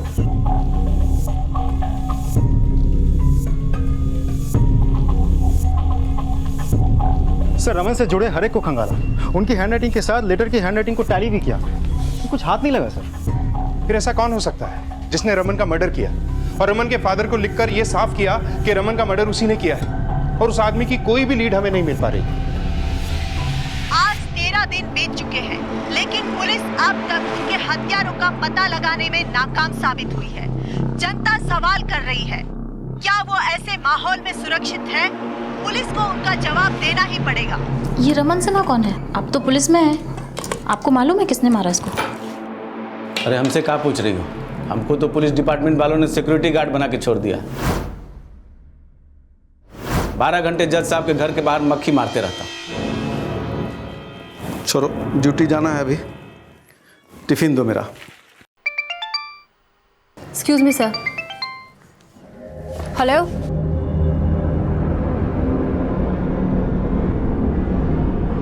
ठीक है, मैं आती हूँ।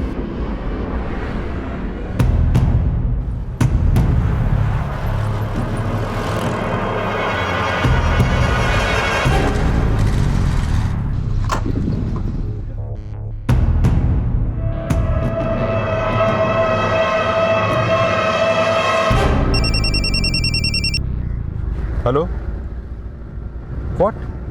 उन्नाव में किस जगह? हरीश, यू टर्न लो, हमें उन्नाव जाना है।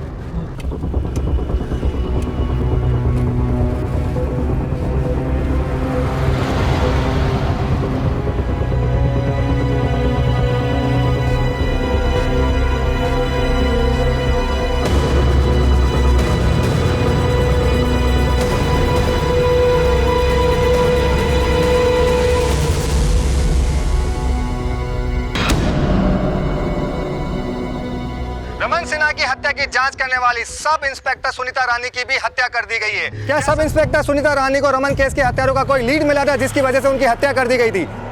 सर सर सर सर एक सवाल, क्या सर सुनीता रानी की हत्या रमन केस के हत्यारों ने की थी? देखिए, फिलहाल हम कुछ नहीं कह सकते, हम हर एंगल से जांच करेंगे।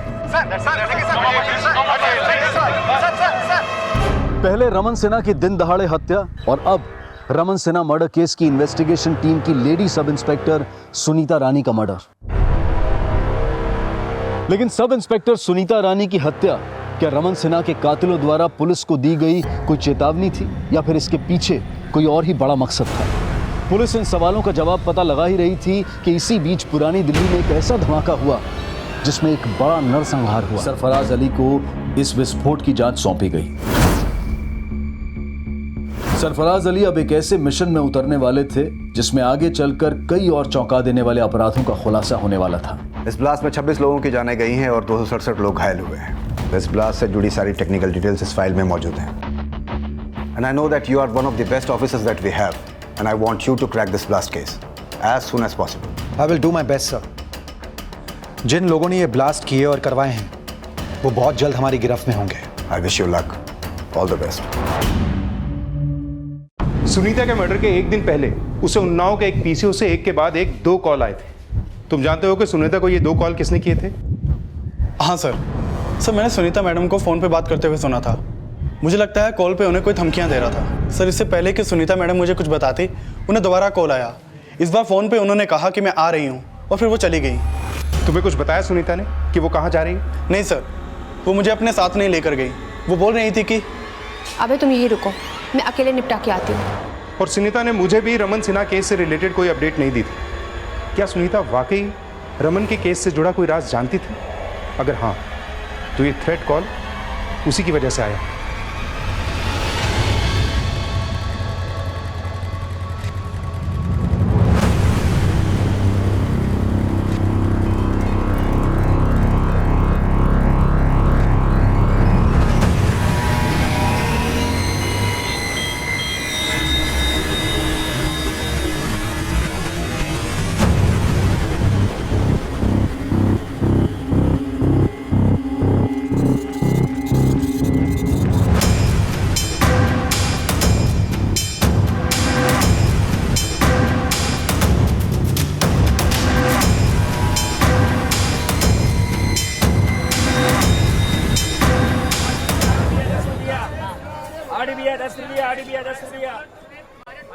कैसे हो अशरफ?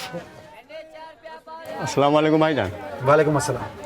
बहुत दिनों बाद याद किया भाईजान। अरे इस बार तो सिर्फ याद ही नहीं किया है जनाब, तुम्हारा दीदार करने भी चले आए। ये जरा देखना, बकरा लखनऊ का है, कहाँ मिलेगा? भाईजान आपका बकरा तो नहीं देखा, लेकिन ये मोमिन का नंबर दे रहा हूँ। आपको जिस भी चीज़ की जानकारी चाहिए उसकी पूरी खबर है उसके पास, ठीक है? ये लीजिए आपकी दाल। शुक्रिया। उम्मीद है तुम्हारी इस दाल में लखनऊ के बकरे का दाल गोश्त मज़ेदार पकेगा।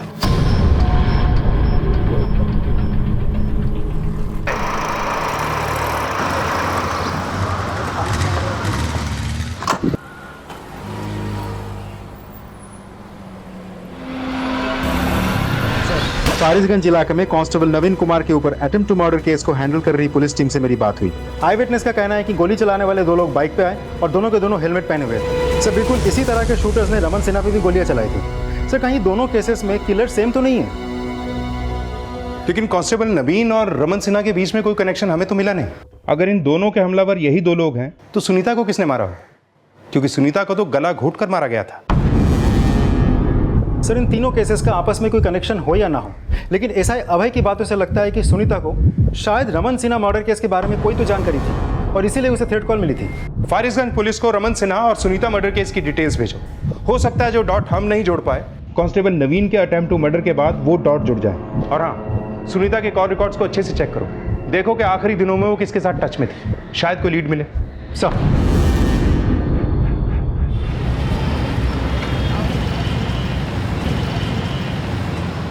सर शायद अपनी मंजिल लखनऊ में है, इसीलिए सोचा बीवी बच्चों को भी लखनऊ घुमा लाता हूँ। Wish you a happy trip Sarfaraz. Thank you sir. Sir मैंने सुनीता के कॉल रिकॉर्ड में से एक नंबर को आइडेंटिफाई किया है। ये नंबर उन्नाव के सब इंस्पेक्टर रंजीत मिश्रा का है। रंजीत मिश्रा का घर उन्नाव में ही है। सर सुनीता मैडम को कॉल आने से पहले वो बोल रही थी कि अगले दिन हमें उन्नाव जाना है। अबे हमें उन्नाव जाना है, उन्नाव निकलने की तैयारी करो। Okay ma'am. हेलो, शायद वो रमन सिन्हा के केस के सिलसिले में उन्नाव जाने वाली हूँ। सर कहीं ऐसा तो नहीं कि सुनीता रंजीत मिश्रा के साथ रमन सिन्हा मर्डर को लेकर कुछ बात करती थी? शायद रंजीत ने सुनीता को कुछ बताया हो। सब इंस्पेक्टर रंजीत मिश्रा को मुझसे बात करने के लिए बुलाओ। Okay sir. अच्छे से खाओ, बाद में आइसक्रीम भी खाना है। सुनिए, आपने इमरान की होने वाली बीवी की तस्वीर देखी? देखिए कितनी खूबसूरत है। वाकई खूबसूरत है। इमरान बहुत लकी है जो उसे ऐसी लड़की मिली।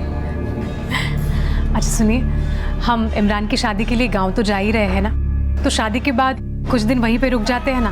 बहुत साल हो गए हम गांव नहीं गए। आइडिया तो अच्छा है, लेकिन शादी के बाद मुझे इमीडिएटली यहाँ लखनऊ आना है किसी काम से। उसके बाद गांव चले जाएंगे, 2-3 दिन वहाँ पे छुट्टी मना लेंगे। आप तो जब देखो तब काम काम ही करते रहते हो। यहाँ पर भी आए तो यहाँ पर भी काम ही है।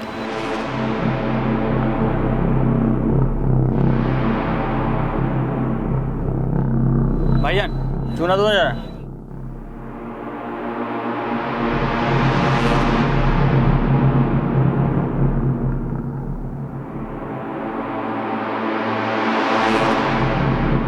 तुम लोग खाओ, मैं 2 मिनट में आता हूँ। अरे कहाँ जा रहे हैं? अभी आए। सुन, अभी आए।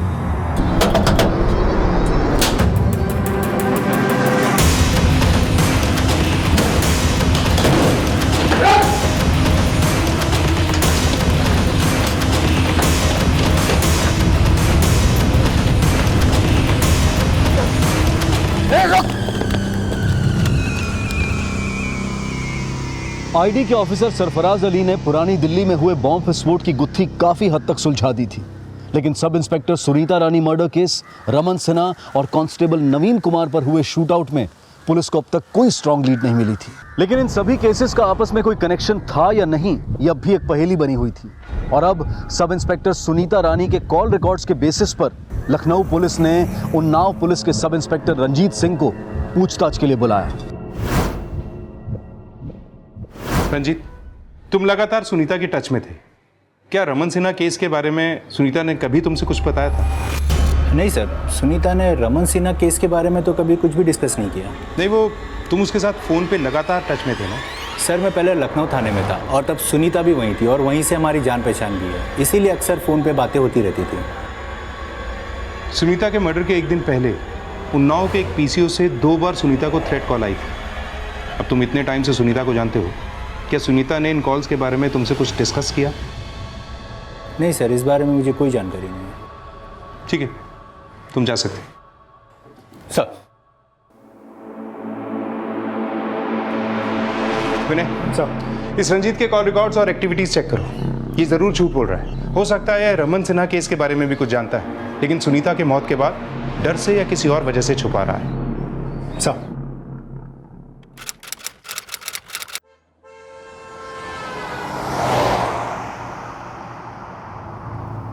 आपने नसरीन का लहंगा देखा था? कितना खूबसूरत था ना, पूरे 50,000 का था। यार अब लहंगा 50,000 का हो या लाख रुपए का, लेकिन वहां सबसे ज्यादा खूबसूरत तो तुम ही लग रही थी। अच्छा।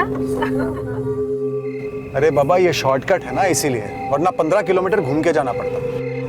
बीच रास्ते में किसने पत्थर लगाया? देखता हूं। अब आईडी के होनहार इन्वेस्टिगेटिव ऑफिसर सरफराज अली को दिन दहाड़े उनकी पत्नी समेत गोलियों से भून दिया गया।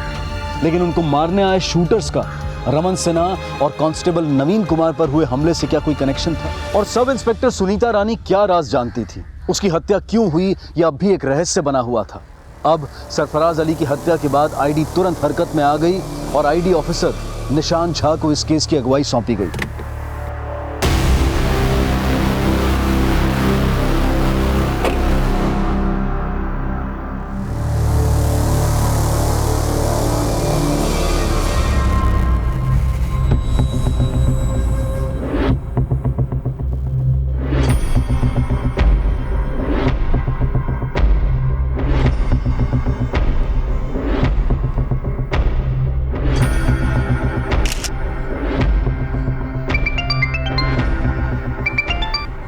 Yes sir.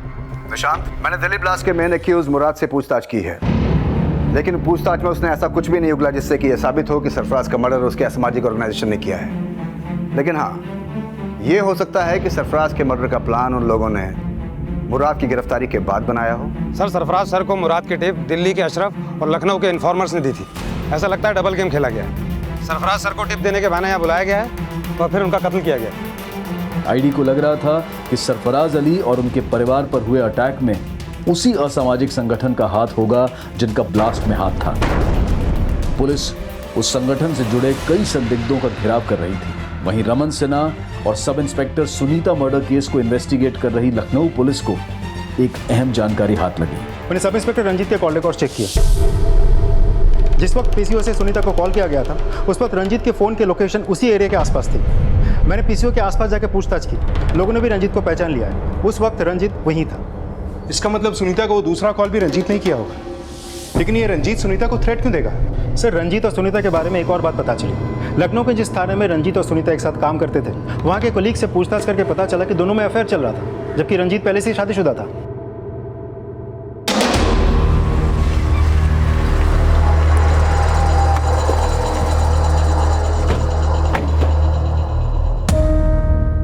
सरफराज आपके बेटे की शादी अटेंड करने आए थे, पर रात को रुके नहीं। क्यों? साहब, हमने उनको रोकने की बड़ी कोशिश की, पर वो हमारी बात को माने ही नहीं और तुरंत लखनऊ निकल लिए।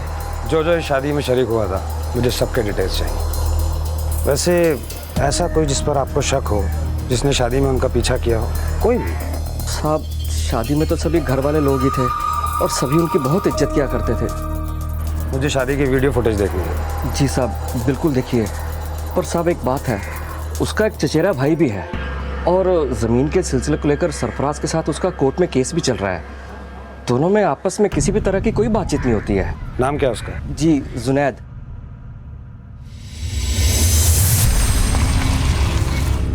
हमारा नाम ही जुनैद है सर। आप लोग बेकार ही हम पर शक कर रहे हैं सर। माना कि सरफराज भाई के साथ हमारा ज़मीन को लेकर झगड़ा चल रहा था, लेकिन सर यकीन मानिए हम उन्हें मारने के बारे में सोच भी नहीं सकते थे। वो इतने पावरफुल आदमी थे कि उनको मारने के बारे में सोचकर ही हम डर जाए सर। तू डरपोक है या बेखौफ, ये तो मुझे पता चल ही जाएगा जुनैद। वैसे तूने तो कुछ नहीं किया ना? देख, अगर कुछ किया है तो अभी बता दे, वरना बाद में बहुत तकलीफ होती है। आप अब बेकार में शक कर रहे हैं सर हम पर। हमने ऐसे कुछ भी नहीं किया।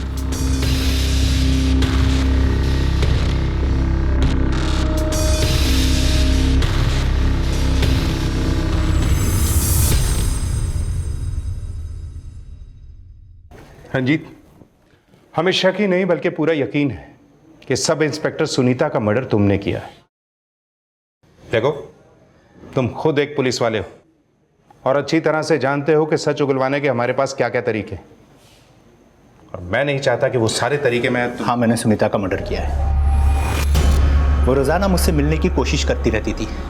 मुझसे कहती थी कि अपनी बीवी को डिवोर्स दे दो, मुझसे शादी कर लो। मैं नहीं करना चाहता था उससे शादी। मैंने उसे अवॉइड करने की भी बहुत कोशिश की, लेकिन वो हर रोज़ मुझसे मिलने की कोशिश करती रहती थी। सर, मैंने उसे रिक्वेस्ट की कि मुझे भूल जाए, लेकिन वो मेरी नहीं मानी। उसने मेरी वाइफ को हमारे रिलेशन के बारे में सब कुछ बता देने की धमकी दी। तभी मैंने फैसला किया। मैंने उसे पीसीओ बूथ से कॉल किया और बोला, अगर तुमने मेरी वाइफ को कुछ भी कहा ना सुनीता, तो अच्छा नहीं होगा। तुम मुझे धमका रहे हो? देखो, तुम्हारी बातों से मैं डरने वाली नहीं हूँ, ना ही पीछे हटने वाली हूँ। सर, उसने मेरा फ़ोन कट किया तो मैंने उसे दोबारा फ़ोन किया। हेलो। देखो सुनीता, मैं तुम्हें धमकी नहीं दे रहा हूँ। प्लीज़, क्या हम मिलकर फिर से बात कर सकते हैं? तुम यहाँ आ जाओ, उसके बाद मैं तुम्हें घर छोड़ दूंगा। ठीक है? ठीक है, मैं आती हूँ। सुनीता का मर्डर तुमने क्यों किया ये तो तुमने बता दिया। अब ये बताओ कि रमन सिन्हा को क्यों मारा? मैंने नहीं मारा रमन सिन्हा को। इनफैक्ट मैं तो उससे जानता भी नहीं।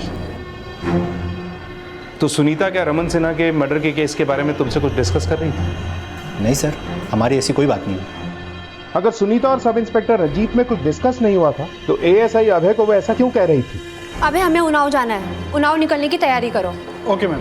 क्या सुनीता को वाकई कुछ ऐसा पता चला था जो रमन सिन्हा के किलर्स की लीड दे सकता था? सर, मैंने सुनीता के ड्रॉर्स, पर्सनल फाइल्स सब कुछ अच्छे से चेक किया, लेकिन मुझे ऐसा कुछ भी नहीं मिला जैसे उसने एएसआई अभय को कहा था। सर, कहीं ऐसा तो नहीं कि सुनीता को कहीं से कोई इन्फॉर्मेशन मिली थी और वो उसके दिमाग में रह गई थी? सुनीता ने क्या कहा था ये तो हम गेस नहीं कर सकते, लेकिन हमें किसी भी हाल में ये जरूर पता करना है कि रमन सिन्हा को शूट करने वाले वो किलर कौन थे, और क्या कांस्टेबल नवीन को भी उन्हीं किलर्स ने शूट किया था? ये दोनों केसेस आपस में कनेक्टेड हैं या अलग अलग? सर, पोस्टमार्टम रिपोर्ट के हिसाब से सरफराज सर को 26 गोली मारी गई, लेकिन सर एक अजीब बात पता चली है। जितनी भी बुलेट्स फायर की गई, सब की सब यूपी पुलिस की पिस्टल से फायर की गई। क्या? यूपी पुलिस की पिस्टल? हाँ सर, आज से कुछ दिन पहले जज गिरधर सेन की ड्यूटी कर रहे हैं यूपी पुलिस के कांस्टेबल नवीन कुमार को कुछ किलर ने शूट कर दिया था, और सर मौका वारदात से उनकी पिस्टल लेकर फरार हो गए थे। फिलहाल सर कांस्टेबल नवीन अभी कोमा में। सर, नवीन का केस हैंडल कर रही पुलिस के मुताबिक वो 2 लोग थे और दोनों ने हेलमेट पहन रखा था, इसलिए सर किसी ने उनकी शक्ल नहीं देखी। सर, इसके अलावा उन किलर्स के बारे में कोई इन्फॉर्मेशन नहीं है। अंकित, मुझे उस एरिया का डंप डेटा चाहिए जहां पर कांस्टेबल नवीन पर गोली चली थी, और उस एरिया का भी जहां पर सरफराज और उसकी फैमिली पर अटैक हुआ। दोनों का डेटा टैली करो। आई एम श्योर हमें कोई ना कोई कॉमन नंबर जरूर मिलेगा, और ये कॉमन नंबर हमें किलर तक पहुंचने में मदद करेगा। ठीक है sir. ID officer Sarfaraz Ali और उनकी पत्नी को यूपी पुलिस की पिस्टल से शूट किया गया था। यूपी पुलिस के कांस्टेबल नवीन कुमार की पिस्टल चुराई गई थी, लेकिन नवीन कुमार पर हमला और रमन सिन्हा का murder illegal country made pistol bore .32 से किया गया था। लखनऊ पुलिस को रमन के शूटर्स की कोई लीड नहीं मिली, लेकिन जब आईडी ने सरफराज अली पर अटैक किए गए गाजीपुर एरिया और कांस्टेबल नवीन कुमार पर अटैक किए गए लखनऊ के फजलगंज एरिया का डंप डेटा स्टडी किया तो उन्हें क्लू मिला। सर, मैंने उन दोनों एरिया के डंप डेटा को स्टडी किया है। सर, जहाँ सरफराज सर को शूट किया गया था उस एरिया के आसपास इस एहसान का फ़ोन एक्टिव था। एहसान? हाँ सर, इसके बारे में इन्फॉर्मेशन निकाली है। सर, ये जुनैद का भांजा है,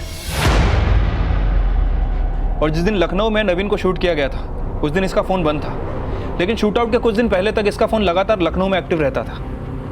लेकिन यह भी तो हो सकता है कि कांस्टेबल नवीन के शूट आउट के वक्त इस एहसान ने जानबूझकर अपना फ़ोन बंद किया हो सकता है सर। फिलहाल सर इसका फ़ोन अभी बंद है और ये घर से फरार है। इस एहसान के मामा जुनैद को बुलाओ, अब मामा ही बताएगा भांजा कहाँ है। ठीक है सर। सर माना कि एहसान मेरा भांजा है, लेकिन मैं काफ़ी टाइम से उससे मिला नहीं हूँ। लेकिन जिस वक्त सरफराज तेरे गांव में शादी अटेंड कर रहे थे उस वक्त एहसान वहीं पर था, उसी गांव में, जबकि इसके पास तो कोई इनविटेशन भी नहीं था। फिर ये वहाँ क्या कर रहा था? और अगर ये तुझसे मिलने नहीं आया था तो फिर किससे मिलने आया था? सर हो सकता है कि वो उस दिन गांव में हो, लेकिन इस बारे में सच में मुझे कुछ नहीं पता। और कौन कौन है इस गांव में जिससे उसकी बातचीत है? कोई आइडिया नहीं सर। तू मुझे बेवकूफ़ समझ रहा है? बेवकूफ़ दिखाई देता हूँ मैं? बोलेगा या उगलवाऊँ? सर मैं सच बोल रहा हूँ, आप मेरा यकीन करो प्लीज। मान लिया? मान लिया? जा। मतलब सर? मतलब जा।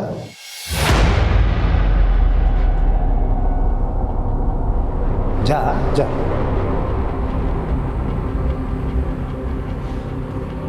सर जाने क्यों दिया इसे? 4 थप्पड़ मारते सब कुछ उगल देता है। इसको पकड़ के रखने में हमारा कोई फ़ायदा नहीं है। हमारा फ़ायदा है इसे खुला छोड़ने में। ये खुद हमें एहसान की लीड देगा। इसकी एक एक एक्टिविटी पे नज़र रखना और उस एहसान का लुकआउट नोटिस जारी करो। मुझे यूपी के एक एक अखबार में उसकी खबर चाहिए, फ़ोटो के साथ। शायद हमें उसकी कोई लीड मिल जाए। जी सर।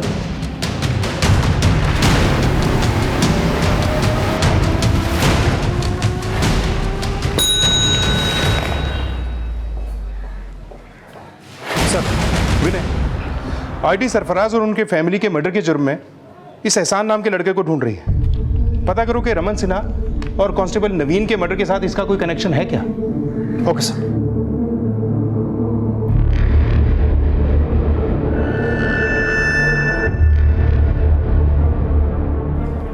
सर इन निशानों को देखकर लगता है कि शायद ब्रांड न्यू टायर्स थे, नो वेयर एंड टियर। एक काम करो, गाजीपुर और लखनऊ पुलिस से बोलो उनके एरिया में जितने भी टायर डीलर्स हैं सबसे पूछताछ करें। हो सकता है इस एहसान ने कहीं टायर चेंज करवाए। ठीक है सर। ये जो टायर के बारे में आप बता रहे थे सर, लखनऊ से एक आदमी आया है, वो कह रहा है कि उसे एहसान के बारे में कुछ बात करनी है। बुलाओ। सर मेरा नाम शाहिद है। अखबार में ये एहसान की फ़ोटो देखी तो सोचा आपको कुछ बता दूँ। बताओ क्या बताना है? सर ये जो लड़का है ना एहसान, वो मेरे यहाँ घर पे किराए पे रहता था और सर इसके साथ में एक और लड़का भी रहता था। लड़का? कौन लड़का? सर मुझे उसका नाम तो नहीं पता। एहसान ने मुझे बताया था कि उसका दूर का भाई है। और सर मुझसे जब एहसान ने घर किराए पे लिया था तो मुझे कोई डॉक्यूमेंट्स नहीं दिए। मैं बार बार मांगता था, लेकिन वो फिर भी कोई ना कोई बहाना करके टाल देता था। आखिर में मैंने उसको बोल दिया कि अगर तुमने मुझे डॉक्यूमेंट्स नहीं दिए तो मैं तुमको घर से निकाल दूंगा। और जब दूसरे दिन मैं उसके घर पे गया सर, तो वो वहाँ से गायब हो चुका था बिना मुझे बताए। एक मिनट, ये जिस लड़के का भी आपने जिक्र किया जो एहसान के साथ रहता था, इसका स्केच बनवा सकते हो? बिल्कुल सर।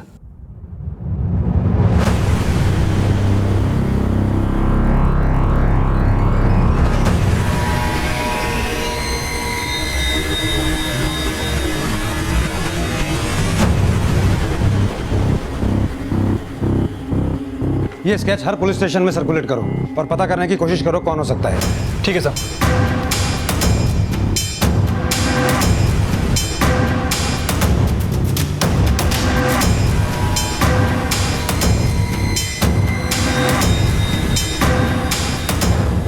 सर ये लड़का जो किराए के घर में एहसान के साथ रहता था, सर इसका नाम कौशर है, हिस्ट्री शीटर है सर।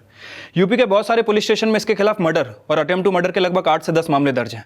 फिलहाल फरार है सर, और पता चला है कि एहसान भी इसी की गैंग का आदमी है। इसकी हर क्राइम एक्टिविटीज़ में एहसान का हाथ है। इसका मतलब ये एहसान और ये सर 2 दिन पहले जुनैद ने ग्रेटर नोएडा में किसी को कॉल किया था सर। पता चला है कि वहाँ पर जुनैद की बहन भी रहती है।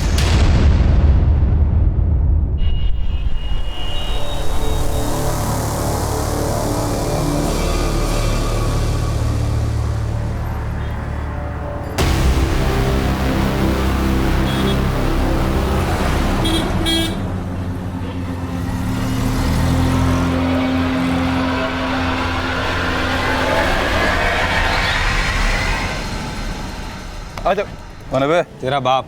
हेलमेट उतार। उतार हेलमेट।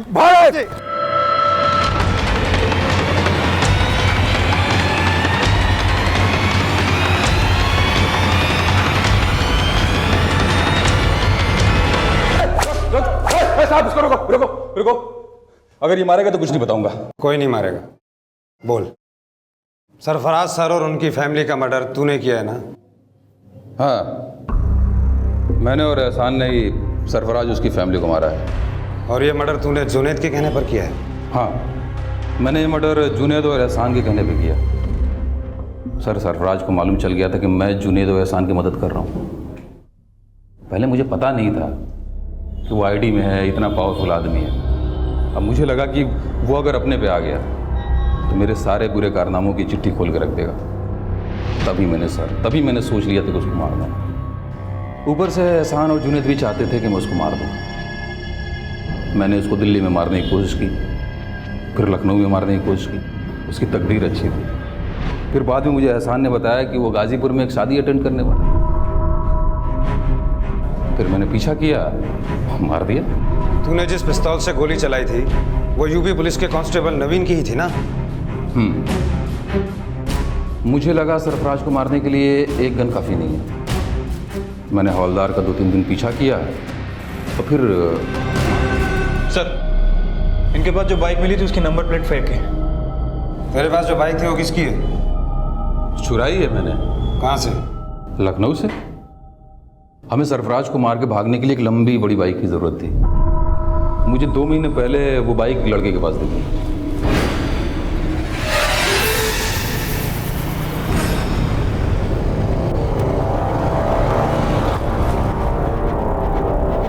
तूने उस लड़के को सिर्फ इसलिए गोली मार दी क्योंकि तुझे उसकी बाइक छीननी थी? हाँ, मुझे उसके बाइक पे दिल आ गई थी। मैंने उसे मार दिया और बाइक लेके भाग गया। मीडिया वालों ने हंगामा मचा दिया था। फिर मैंने एहसान के हाथों से उसके बाप के पास एक चिट्ठी भिजवाई।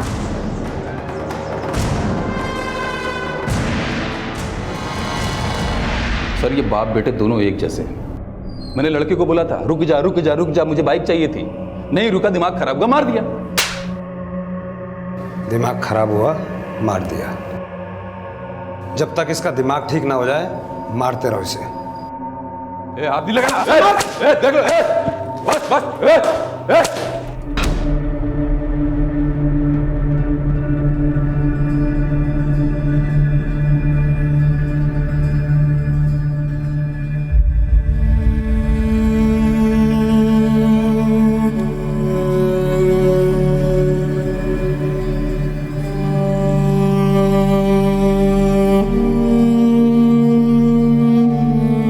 जिसकी सोच और समझ पूरी तरह से अपराध में लिप्त हो, वो छोटी सी छोटी वजह के लिए भी अपराध कर सकता है। कौसर की सनक उससे पहले भी कई हत्याएं करवा चुकी थी और उसकी इसी सनक का फायदा उठाकर सरफराज अली के चचेरे भाई जुनैद और उसके भांजे एहसान ने सरफराज अली और उसके परिवार को मारने की एक ऐसी खूनी योजना बनाई जिसकी बदौलत कांस्टेबल नवीन कुमार आज भी कोमा में है और रमन सिन्हा अपने पिता को इस दुनिया में अकेला छोड़कर जा चुका है। अब मैं अनूप सोनी आपसे विदा लेता हूं। फिर मुलाकात होगी अगले एपिसोड में एक और चौंका देने वाले केस के साथ। तब तक अपना और अपने परिवार का ख्याल रखें और देखते रहें क्राइम पेट्रोल सिटी क्राइम्स। सबक एक को सीख हम सबको। जय। क्राइम पेट्रोल के ऐसे ही मजेदार एपिसोड्स देखने के लिए हमारे चैनल को सब्सक्राइब करें।